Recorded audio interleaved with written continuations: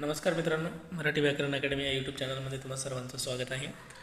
यापूर्वी आपण बालविकास आणि अध्यापनशास्त्र यामध्ये आपण 15 प्रश्न या ठिकाणी बघितले होते.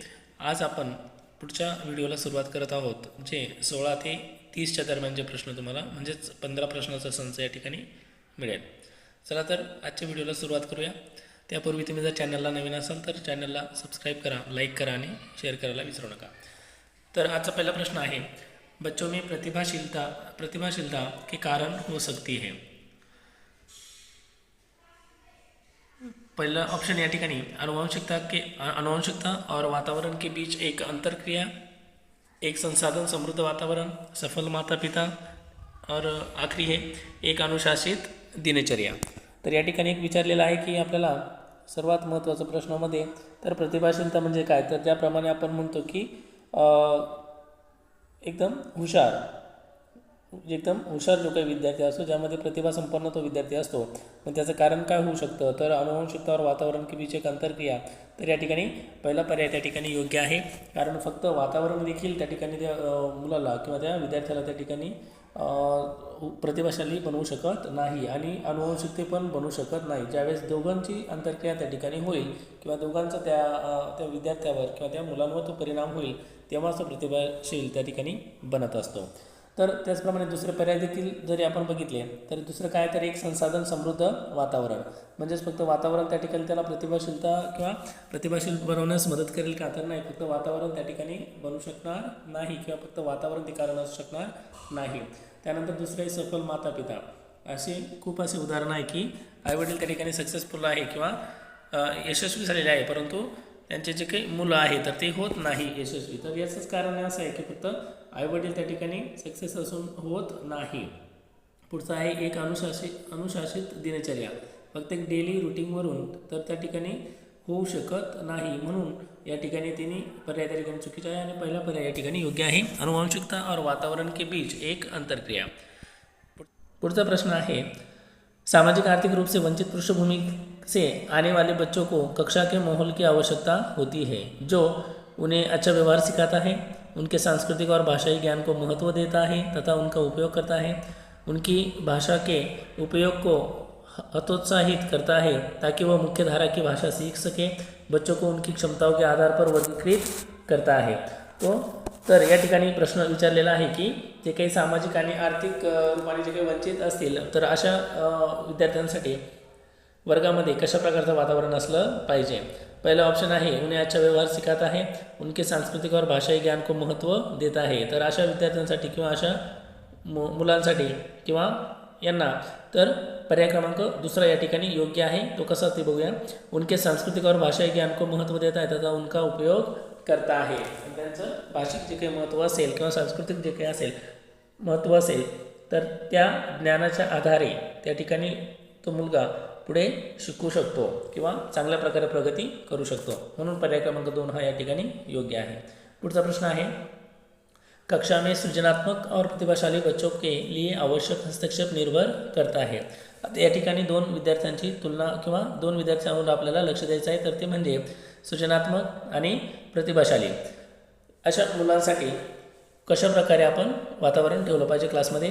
तर शिक्षक द्वारा अनुकूलित और प्रेरक निर्देशन तरीकों के उपयोग पर, उन्हें अतिरिक्त समय दिए जाने पर, उनके प्रति स्नेही होने के नाते पर, और आखिरी है उन्हें अन्य बच्चों की पढ़ाने की जिम्मेदारी देने पर.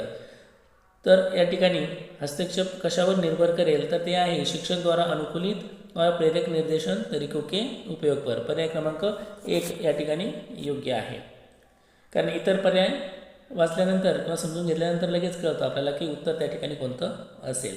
पुढचा प्रश्न आहे, अतिसंवेदनशील बच्चों को सीखने में मदद करने के लिए निम्नलिखित में से कौन सा तरीका उपयुक्त तरीका नहीं है.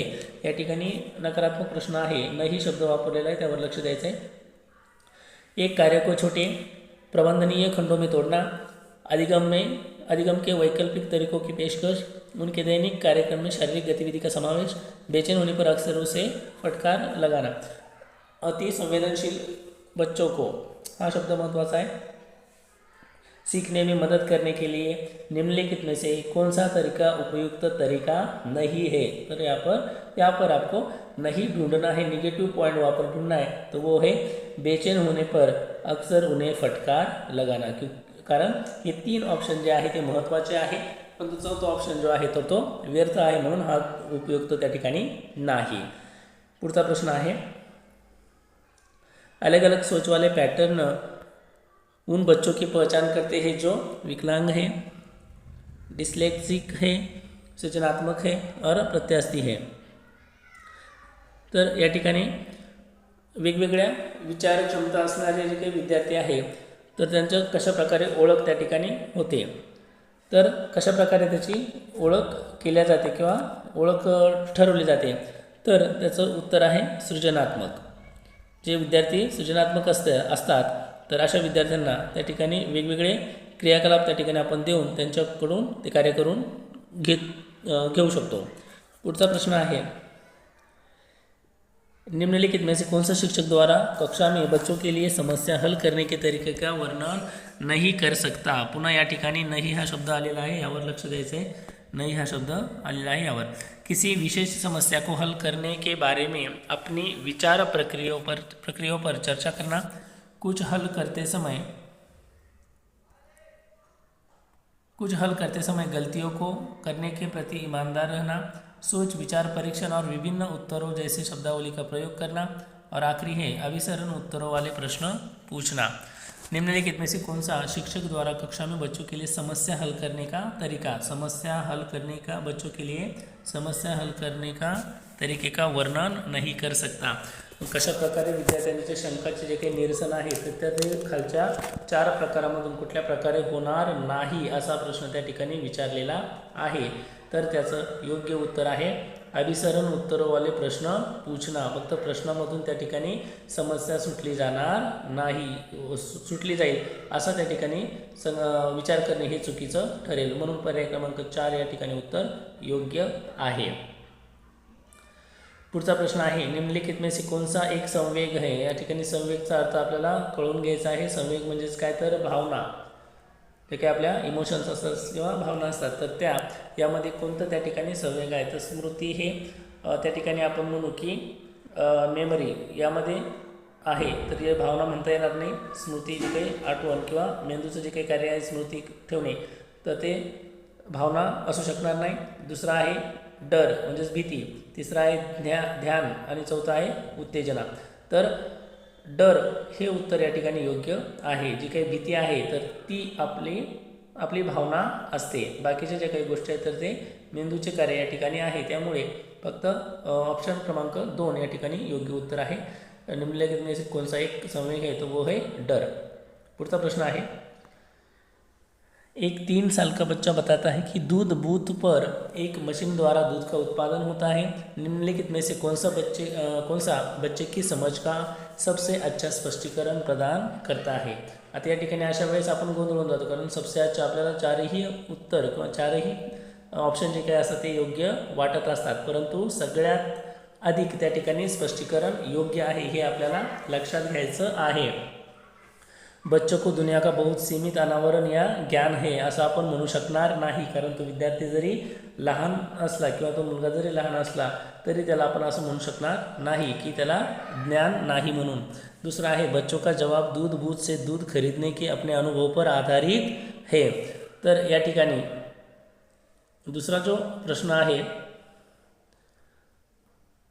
या ठिकाणी दुसरा जो ऑप्शन आहे त्या ठिकाणी तर हे ऑप्शन बरोबर आहे, कारण विद्यार्थी हा अनुभवातून त्या ठिकाणी शिकत असतो। मग ते विद्यार्थ्याचे आईवडील असेल किंवा कोणते पालक असेल तर त्यांच्यासोबत तो त्या ठिकाणी गेला असेल आणि तिथून त्याने दूध विकत घेतलं, त्यामुळे तो समजू शकतो की इथे दूध मिळतं म्हणून हा पर्याय त्या ठिकाणी योग्य आहे।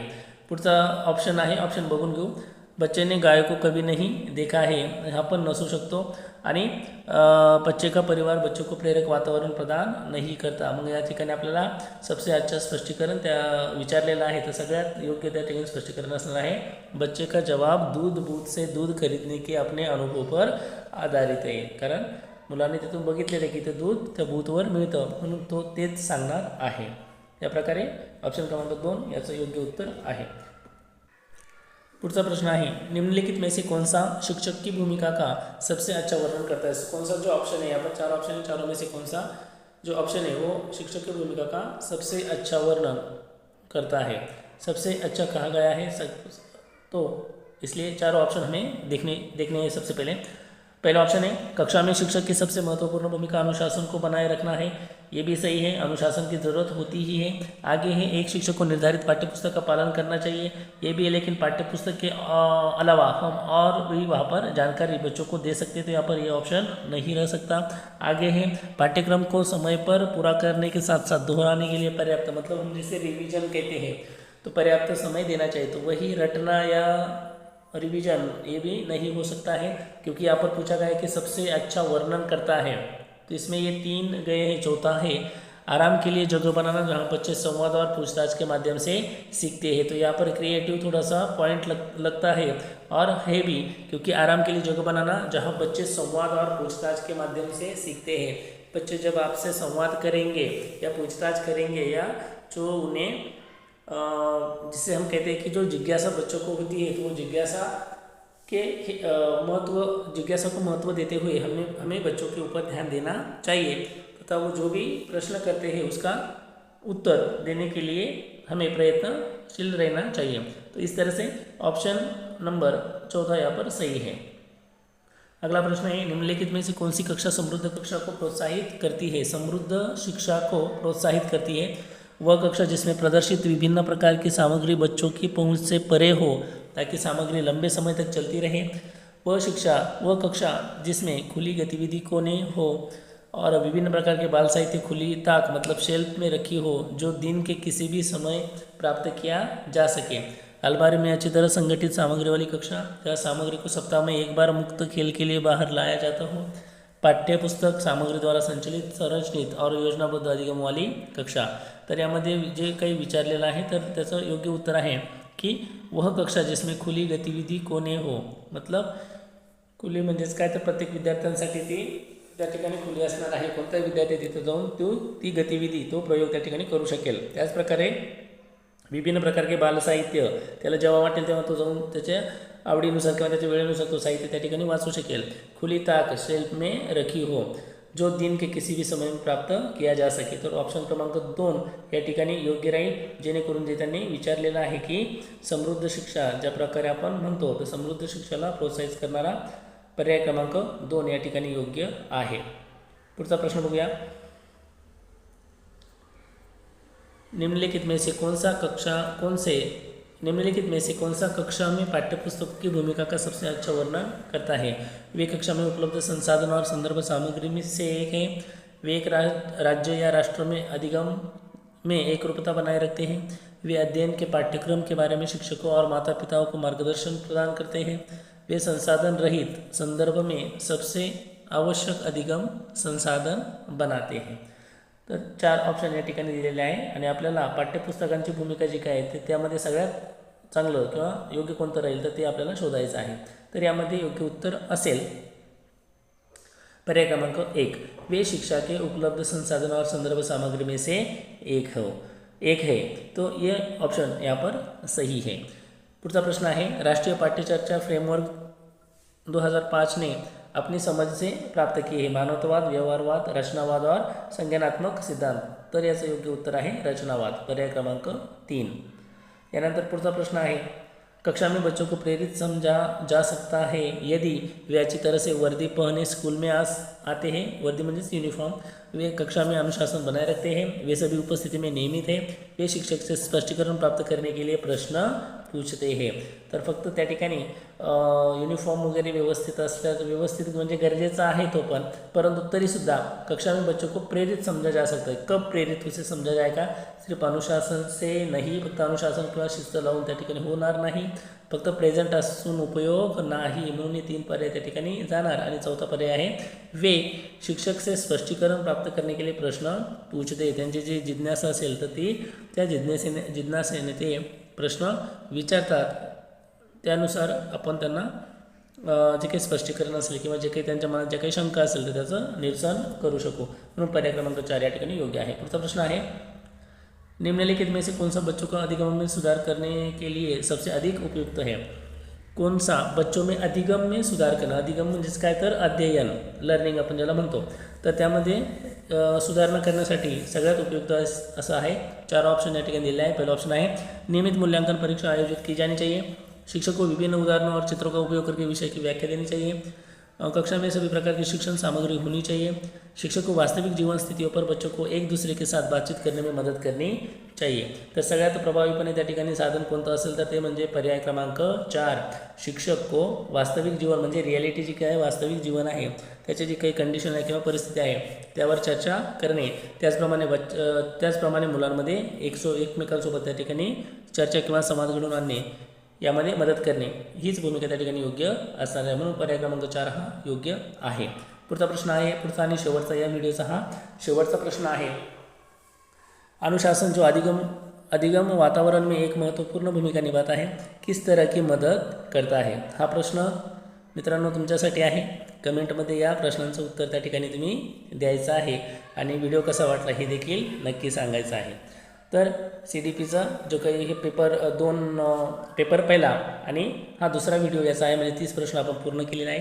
येणारा व्हिडिओ हा पेपर फर्स्टचा असणार आहे, ज्यामध्ये विज्ञान हा विषय आपण घेणार आहोत. तरी 30 नंबरचा जो काही प्रश्न आहे तो प्रश्न बघूया आपण. अनुशासन जो अधिगम वातावरण में एक महत्वपूर्ण भूमिका निभाता है, किस तरह की मदत करता है? तर शिस्त आणि अध्ययनाचं वातावरण जे काय आहे तर याचं महत्त्वपूर्ण म्हणजे शिक्षण घेत असताना किंवा शिकण्यासाठी शिस्त ही खूप महत्त्वाची आहे. तर कशा प्रकारे ती त्या मुलाला मदत करते हे तुम्हाला सांगायचं आहे. तुमच्या शेवटी मला कमेंट त्या ठिकाणी करायची आहे. त्याचप्रकारे व्हिडिओ कसा वाटला हे देखील कळवा. चॅनलला अद्यापही तुम्ही जर सबस्क्राईब केलं नसेल तर सबस्क्राईब करा, लाईक करा आणि शेअर करा. थँक्यू.